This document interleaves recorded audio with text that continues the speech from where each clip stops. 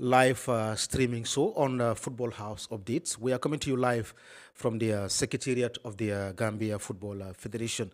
And today I have a special guest on this very special program of Football House Updates. My guest is no other person than the General Secretary of the Gambia Football Federation, Mr. Lamin M. Jazi. Yes, by the way, welcome back from a very successful finance governance management workshop organized by the FIFA, held in Ghana. You were in the company of GFF Finance Director, Mr. Kemo Sise, amongst a lot of your colleagues across this part of our region, organized by FIFA in Accra. And in this program this morning, I want us to look into the, before we go into the specifics, let's look at the generic explanation of what FIFA meant by financial governance management workshop held in Ghana. Thank you very much, Bibi, and I'm happy to be on this platform. Maybe it's the first time, I think, Yes, yes. to be on your platform. You guys are doing so well Thank you. in the communication, media and communication sector. I think I've been a very frequent person, rather, if you like, on the GFF hour. The radio bit of it. The radio bit of it. But today you dragged me here. But anyway, the question was why or what is the essence of FIFA organizing financial governance workshop? Exactly. I'm sure you will agree with me that MAs or member associations that are benefiting from the FIFA Forward, which is in the tune of millions of dollars or millions of dollars, it is important, it is pivotal and critical for individuals that are managing those funds have the capacity to manage those funds and then are equipped with the tools to be able to spend those funds judiciously. Yeah. So the whole idea of creating a financial guidelines, in fact, what FIFA had done, they have produced a book called the Governance Guideline. Guidelines, okay. So financial, in this particular case, financial governance guideline. And so it's just been launched. And the idea of the workshop is for us to go and acquaint ourselves with this book, but to also make it available to us so that it will guide us in our operation.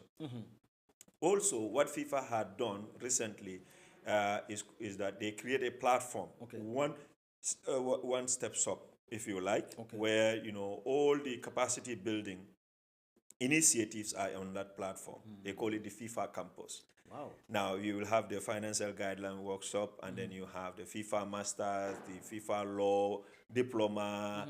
All the courses that FIFA does now are on the one platform, and it is called the FIFA Campus. Wow. So it's just been launched, headed by an individual as well. I can't vividly remember recall the person's name, but he also attended the workshop, and so the workshop was also like to inform us about this platform. That is, you just need to go to one website, and then all the trainings, all the workshop, all the capacity building initiative or issues, not issues, or matters would be on that platform. So you can choose from where you want to. Some of them are organized by FIFA, but some of them you can enroll. And the financial governance guideline, what makes it even more interesting is that it has tools inside. So, for example, sample pro forma invoices, sample, this thing, requisition forms that MAs could use and tailor-made it to their own needs. Okay. We were monitoring the workshop from afar, from our end here, and one very important specific area that has been that caught my attention has been procurement. Why is procurement important in this matter? See, the FIFA Forward program has two components in it, which is one is the operations, they call it the operational cost, and the other one deals with projects. And the projects also have few components within it. You have infrastructure project, which is the construction of fields, tangible sort of thing. You have other projects like capacity building projects. You can have that. You also have national team projects. You can even also have, like, for example, purchase of equipments, like, for example, means of transportation, like the vehicle project, the famous vehicle project at the GFM. But I just want to spend 1 or 2 minutes in this. When you say projects here, the general term projects, or people will only focus on the infrastructure one. In FIFA, no, it doesn't work like that. FIFA, even if they should buy Omar, your technical team here, a Canon state of the art, camera, Yes. is going to be a project of itself. It's an intervention. It's an intervention, and it will be classed as a project, because once an SOA is assigned, SOA is a statement of approval, is assigned to it, it means that it has to have a time. So they're very, how do I call it? It's very procedural, and then it's step by step. For example, if we make an application for the camera, of course they will have to review it. Once they approve it, they will issue a statement of approval, and then now they will tell me that in purchasing this camera now, we will either pay full or we will pay half. That will be determined by that. So once the camera is delivered, and this is how projects work. Once the camera is delivered to Omar and start work, the project closes, because now the goods has been delivered. Yes. So even a mere purchase of an equipment is treated as one, as a project. So that is why the question is procurement. And that is why procurement is very important in it. Because let's not forget, I mentioned this in Ghana. We traveled a journey. The former FIFA, was mad with some kind of misappropriation and corruption and all of that. So when Infantino came in, and that had dampened the integrity, if you like, or the rating of FIFA in the world. In fact, it went to a point that, some of the partners like Coca-Cola, if you could recall, threatened to, discontinue their partnership with FIFA, and that would have devastating negative financial impact on the institution. So when, Infantino came in, they brought in FIFA forward alongside it with stringent measures of financial control. And that is why focus is on all of these things. So now procurement is key, that, we have to, number one, every MA must have a procurement policy, which means that you have to have a whole book that talks about procurement issues.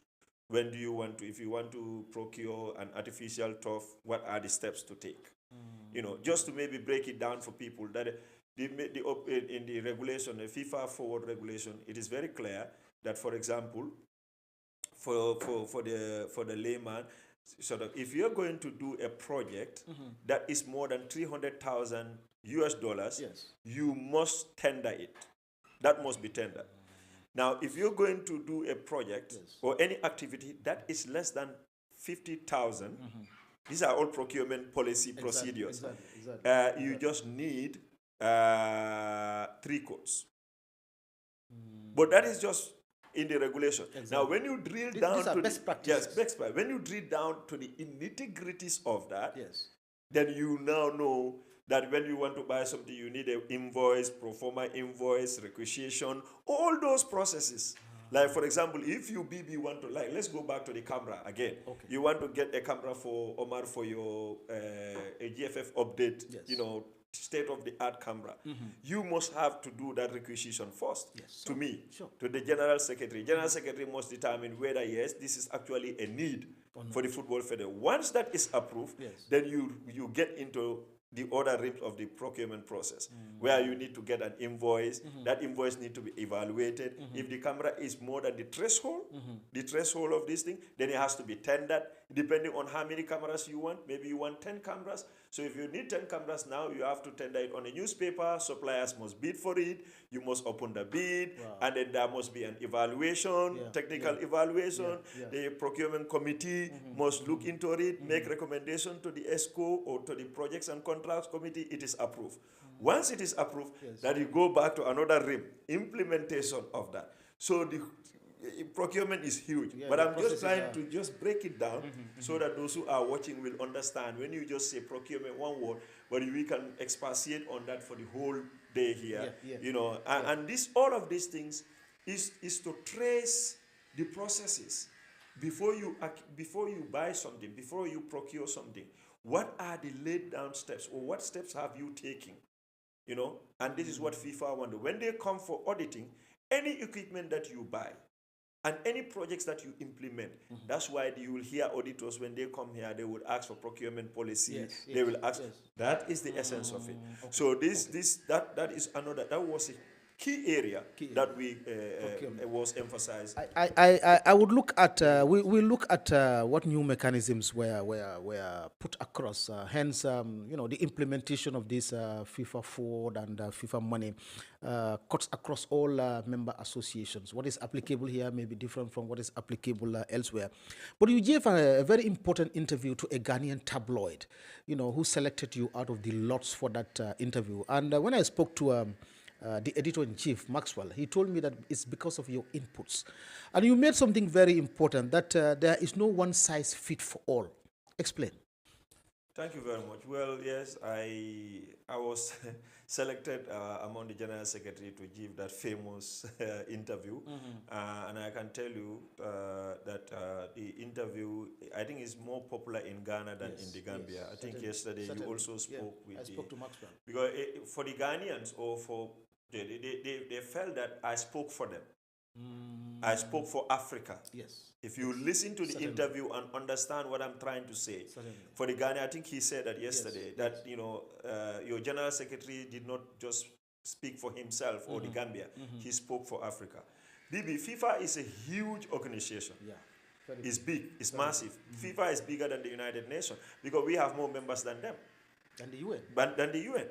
Now, so you know how complex, how diverse the world is. Economic, political, socio-cultural, you know, we have different situations. Now, if you want to treat MS in Europe, in England, let's take an England, because I know a little bit about England. England and Gambia, you're going to make a mistake, a big mistake. Then you will not be able to adequately help the Gambia. Because England, they have the economy, the Premier League, sports, football is the biggest industry in that country. Yes. The state, the British government is taking care of, there are facilities all over the place. Yes. Now here we struggle with facilities because they are overused. Absolutely, absolutely. Even if you go and build a new artificial turf today, you know, it will not last that long, that it will last long in England. You know why? Because of the number of time that people are going to use it. We don't have enough of them. So that overusage is also, even, that is why people will say, we have spent a lot of money in some of these parks, but because they are used continuously. Sometimes some of the parks, the people play there in the morning, play there at night. Imagine, you know, during Enawet, and they tell you they play 600, 800 matches on one pitch, and it's a grass pitch. The grass is a living thing. It needs to breathe. It needs all of these things. You know, so this is the difference. Now, if you want to treat England and Gambia the same, I'm just simplifying it because the way I didn't go deep down. I just make, you know, make those declarations, if you like, but I didn't drill it. So I'm trying to go down a little bit to explain, to expatiate. That's why I said there is no one size fit all. And that is just about infrastructure. Even about policy-wise, our laws are different. You understand? What may be, you know, even the tax laws are also very different. So, for example, in other countries, they might have tax breaks for sporting outfit, like football. Maybe when you order, you buy an artificial turf and it's coming to the Gambia, or you want to build a football pitch, the government will say, for example, okay, this is, waive the tax because they are trying to support sports development or football development. But that may not apply in other cases. So there are different socio-cultural, you know, disparities. So FIFA would have to see, because obviously FIFA also have to standardize. So you cannot just say because this is Gambia, the rules will be different. If you look at the FIFA Forward regulation, is the same for all. But now it comes to the implementation of this. Our situations are different. That was what I was saying in the thing. So, and they FIFA embraced that wholesale. When I explained that, they embrace. In fact, I first explained it into the class in the workshop. Yes. They embrace that wholesale because they are seeing it practically. That's why I said it is not about an imagination or telling stories. These are real issues that we are facing. Africa and part of Asia and Latin America, we are not endowed with a lot of resources in terms of sports, in terms of sports development, unlike Europe. Even like, for example, in England, anywhere you go, people can play football because there are parks everywhere that are grass-led and all of that. So people play football anywhere comfortable. Some of the parks that, local government parks or local area council parks, if you call it equivalent, you go there, the grass pitch are even better than some stadiums. Yes, So now, you cannot compare the two in terms of sort of. In fact, FIFA understood that to a point that now what they call means testing. You know what means testing is? Is that to make an estimation of each MA, how much income are you getting aside from the FIFA income that you have? If you have more alternative income from other sources, then you may not benefit from an extra income that FIFA may give you. Those that are not much endowed, like and they rely on that, they get a little bit of funding. So what I am even saying is FIFA already has started it, but I want it to be on a higher scale. So basically that was what I was trying to say, that there is no one size fit all. So just what works in England may not necessarily work in Gambia. But that also does not mean that you have to water down the standards. The standards, when it comes to accountability and transparency, that should be across the board. But when it comes to implementation of these programs, they have to be flexible. In terms of that. So basically, that was what. Fantastic. Okay, let's go to the other one. This area is so very interesting. During the deliberations, did you spot out any area where conflict of interest may come to play? So conflict of interest, in simple terms, is that that you are not favoring yourself or your associate or your friend unfairly. So that is the simple definition of conflict of interest. To break it down, to make it simplistic, for example, we put a tender out there for an artificial pitch in SL. SL has a team now. Yes. And then you, BB, are the General Secretary of the Gambia Football Federation. Or let's assume that you are the Secretary to the Procurement Committee. Okay. And now Bakari Sonko of Sonko Enterprise is a company in SL, but also had bidded for the installation or procurement of this artificial turf in SL. UBB, this is your in your maternal is a long related, but it is related to you. In fact, it's your extended uncle, if you like. Now, if this person is going to bid for this, and then you being the secretary of the board, procurement, there's like human instinct. There's high likelihood that you may favor this guy, and it becomes conflict of interest. Now, how do you avert conflict of interest? Yes. Is what we also do. What do I do? So conflict of interest is a whole ball game altogether. It also has its own policies there's a regulation about it and how to avoid it. That is why they say declaration of interest. In a case like that, you being the secretary and your uncle, your uncle bidder, probably it's a very good company. Probably, in fact, it's the best. Yes. But you will have to then declare in that meeting, if you are going to have that bid opening and you are going to be there, declare that I, Bakari B. Balde, I declare that Mr. Bakari Sonko or Sonko Construction Company Limited is an uncle of mine. And as such, I'm recusing myself to sit in this meeting because of conflict of interest. Thank you. Okay. So once you do that declaration, then you are making it very clear that, and that's very fair. That's very fair. So because people always talk, and people are talking, people continue to talk. It's not only in Gambia. In fact, it's worse in other countries anyway. But at least if the auditors don't also go by what people say. They go by documentation. So therefore, this has to be written. This has in a to be formal written. way. Now, if they come to audit and said, okay, probably Bakari Sonko is awarded. Yes. And if somebody complain or say something, they gave it to Bakari Sonko Construction because BB is the secretary to the...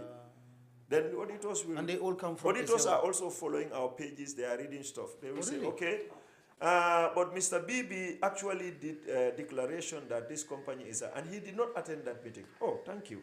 That is kept in file. Okay. And to say that yes, the process has been done without fear or favor, and then conflict of interest matters has been dealt with adequately. Following the laid down rules and regulations. Yes, I don't want to, or we don't want to keep you here. You have another important meeting that is coming ahead. Let's look at whether there has been new mechanisms that FIFA must have also put in place as far as this governance workshop is concerned. Yes. So always that will happen. Like, for example, among the issues that we also dealt with were the findings of the central audit. So basically, you see, people don't understand audit. Audit, like they say, is true. It's an opinion. Yes. It's an opinion. And also, audit is not only about financial audit. Oh. No. When you say audit, people will always focus on the finance. It's about procedures and processes. It's about program audit. It's about, for example, FIFA is spending a lot of money on MS. He wants to know what impact. It's not about only where you say you put the money is. That's where you put it on. But now, the projects, have they changed the lives of the people? What impact had that had on the life of the people? You heard about the legacy, FIFA legacy program. You heard about that. So that is all about it. So things that comes out of the central audit are also discussed.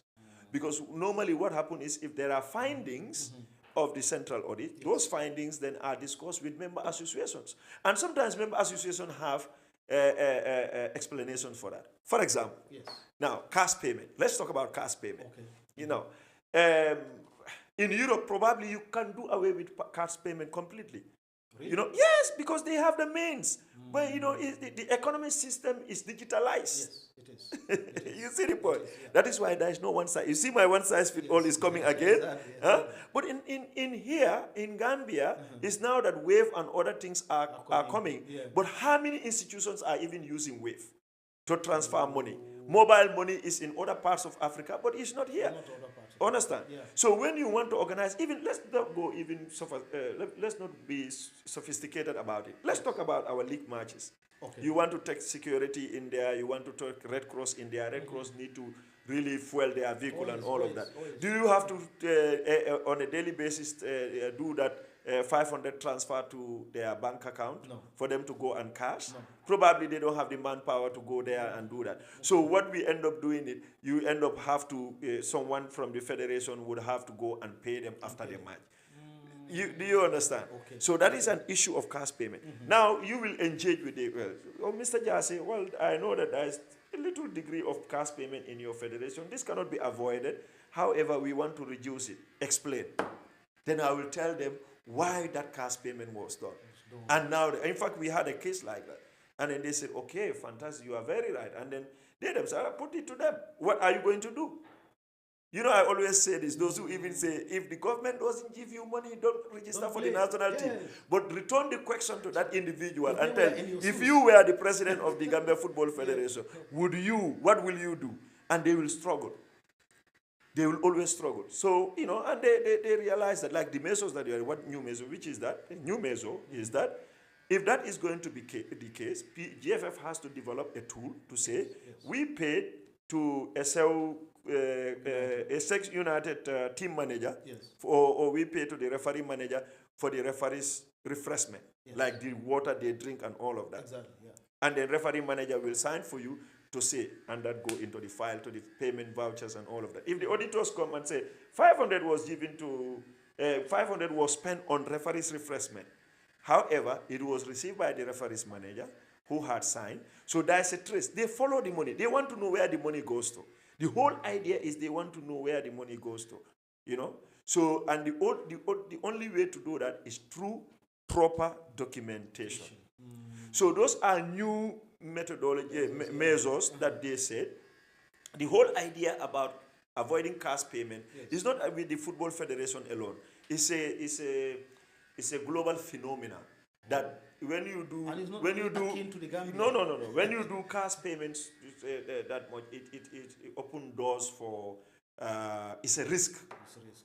Very risky. Yes, it's very risky. They can steal the money from you, Manipulations and- fraud, potential fraud, or sort of thing. So that is why people want to, and it is not traceable also. If I come here and just give you 500, you can say between me and you didn't give me 500 when you don't sign for me. There's no proof. There's no proof. But if I pay 500 in your account, then we can trace it to your bank statement. That is evidence here. This is the Yes, issue. okay. So that is why is the whole anything that they say, there are reasons why they say them, and but also again the situation in again I'll use my little England, England and Gambia, are not the same. Like in Nigeria and in Ghana, in Kenya, the mobile money is mobile is huge there. Oh, yes. Even Tanzania. I remember when we went to Tanzania to play against I don't know Omar, whether Omar was one of our guys. You know what they do? No. If you want to pay to anything to the government, there's one number, they call it control number. It's more like an account number. You go to any agency, like you like this wave agency that you have. You can go to any agency and pay the money there. It goes straight to the central number. Yes. You don't have to go to central bank or commercial bank. You can go to any money transfer outlet. So amazing. So look at that. So I think it just make life easier, but you will know that cash transaction is kind of eliminated. And that is not the Football Federation. That is just the government itself. When they told me you have to have a control number, I was confused. I had to call the general. I said, what control number is that? And he said, well, the stadium belongs to the government, so you have to pay to the government sort of thing. When we wanted to hire the stadium. It goes to it. And he said, but I'm not going to pay to a private person for the government. Once you pay into this control number, there are certified, agents that also do that. Sure. It goes straight, and they give you a receipt. So the government must have signed a contract with those agencies that also will receive money on their behalf. You don't have to go to central bank, or you go and go to Quadrangle, for example, and go to accountant general's department. So once we get those things in place, it will I don't want to delve into what government does. We are in football, but those countries have that facilities, so they can do certain transactions by using mobile money and other means of electronic money transfer within their country. That's right. Thank you very much. Yes, we are just closing up this program. It has been your special GFF. Not GFF hour. I wanted to say GFF hour, but our football house updates, especially with our General Secretary, Mr. Lami M. Jazi, who just returned from Ghana in the company of our Finance Director, Mr. Kemo Sise, on the FIFA Organized Financial Governance Management Workshop. Yes, let's conclude. What is next after all this for the Gambia Football Federation, more specifically? So let me use. I have 7 minutes. Don't worry. Yes, I can give you another 7 minutes. Let me say this before we come to what is next. Football is everyone's game. It's a universal game. Everyone has an opinion, whether be in the field of play or off the field of play, how it is administered, how it is managed. And that's nice, that's fine. Now, people will talk about it that understand it. People will talk about it that barely understands it. People will talk about it that don't even understand it at all.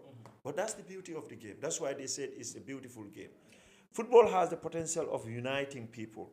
And that is why hence the slogan, football unites the world. That's the slogan of football now. It may change. We always use different phrases at different times. But currently, is football unites the world. Football has so many benefits, BB. The economic benefit, we don't have to delve into that. It's seen. There is social benefit to it. Football brings people together. Even this football federation, if you go to a football team, you will have different religious people belonging to different religion, different race, but they have only one objective when they are in the team and in their uniform: to put a goal in the net. That brings different socio-cultural backgrounds together. You bring them in one hall. When they are in the dressing room, they are all in there in the dressing room. When they are in the team, they are all in there. When they are in the bus, they are all in there. It's called social cohesion. Football does that. Football has health benefit. It's not about the physical thing of it alone. The idea that people play football also keep them from engaging in other social vices. Football has laid down rules and regulations. If you are a coach today, you wouldn't like your player to smoke, number one. You will not take drug, number two. Even you can have a girlfriend, but you will control the person. You say, if tomorrow is the match, you'll be indoors. So you are disciplined in a way that, it helps society. It helps, the government to reduce the spending. Probably if those boys or youths are not engaged in that, they will either get into crime and other things. And when that happens, may God forbid you land yourself into the courts and get into prison. The government have to spend on you while you are in prison. They have to give you food, didn't you? They have to pay the prison staffs. This is it. So football is beyond kicking the ball and sitting in our parlors and discussing. No, Rashford should play. No, he should not even play. You need to bring Garnacho in and all of that. No, it's way, way beyond that. If you look at it from that perspective, that's why I said it's a game that everyone has a say in it. Very democratic. Very, very democratic. In Gambia, football has transformed this country. It's the popular sports in this country. And young people of this country has high hope in football. Football is the quickest to turn someone from abject poverty to become a millionaire in our context overnight. We have seen those examples. Do I need to dwell on it? No. No need. No need to dwell on it. Football has that potential. And that is why I always tell those who will be watching our media and our people, this is a brand that we also should protect and promote. In as much as, I started by saying everybody has an opinion, but we should also safeguard the brand. Because, for example, today, if you're going to go to the education route, I'm not saying people should not be educated. They should go to school and then become football players. But if you want to go through a career to become and be able to do what Yankuba Minte is doing today, maybe it will take you 25 years. Even your school alone will take you that. Yankuba today, there is no car that he cannot buy. At least our level, the Gambian level. There is no place in the Gambia that he cannot live in. But 2021, Yankuba was running after the boss and then asking for the players, hey, where is this guy? Where is this guy? In fact, he wanted to associate. He was a fan on the stands. So football has that potential. And a lot of Gambians are getting into that. That is why it should be the business of the GFF, the business of the government, the business of the fans, the business of your colleagues, your friends, the media, everybody to promote this beautiful game. I agree. Yes. I am so passionate about the development of football. I don't have to even say that. And for me, like I always said, the brand must be. We may have our differences. And football, you see, let me talk about this area, politics of football. Football, once you go and select your presidents and general secretary, your president, vice president, that's where the politics should stop. That's where the politics should stop. Then you go into enjoying it when the political season comes again. But this perpetual following, attacking, each other, it doesn't help the game. It doesn't add any value to the game. We need to encourage people to in that. And I always say that wherever I go, because the value of this product, what this can do. In England, like I said, the contribution of the Premier League into the British economy, that's why they don't joke with it. They discussed about the Premier League in Parliament. Huh? I think you once or twice, watch the Parliament. And it's that important to them. It's because all these players that are playing there, you know how much tax they are paying? That is going to the English economy. You know, so these are some of the things. And Gambia, let's not underrate our. Some 50 something years ago, we have been struggling to qualify for AFCON. Did we? No, we never. We never. Today we are talking about two. Huh? Who said we cannot qualify the subsequent ones that are coming? Who even said we cannot qualify for World Cup? Who's? There were times me and you were there before. We were thinking, Lidu happen, let's try with the local. This we will never qualify. But we've been there twice. So we need to click, but it's the focus, and we stop the fight, Bibi. We stop the fight and focus on how we help the athletes, how we help develop this country. And I want to close by this to say Gambia. When I say Gambia, is everyone, but the Gambia Football Federation leadership should raise their head high up. They are respected, and they are respected not because people like our faces. They are respected because of what we do. FIFA has the most qualified, the best and the brightest. That's what they employ because they pay well. So the whole idea, for example, here, what is more commonly said, they are giving millions to GFF, and it's like when it comes, we distribute it. We give some to Omar and some to you for you to go to Nyomi, some for Mariama Bojan to go to Bakau. Yeah, so you think those guys are there to be clapping for us? Oh, keep distributing. When I hear it, I cannot even come to terms with it because if you know how much monitoring they do, they have all the tools in the world. All the tools in the world. So that is not the case. That is not the case. No, and what I would encourage is that I want to also use this opportunity to call on the government. There is a huge benefit, BB, for the government to invest in football. In sport in general, but particularly in football. It is going to increase their employability rate. The president, my great friend, the president, is an Arsenal supporter. He loves football. So, but government is more than just the president. So that's why we're calling the entire making of the cabinet and all of that to focus on that. These job numbers they are talking about. How many players do we have here? Now, most of these clubs are employ these players. So imagine if you have a professional league in this country. Football alone can employ, more than 2,000 young people.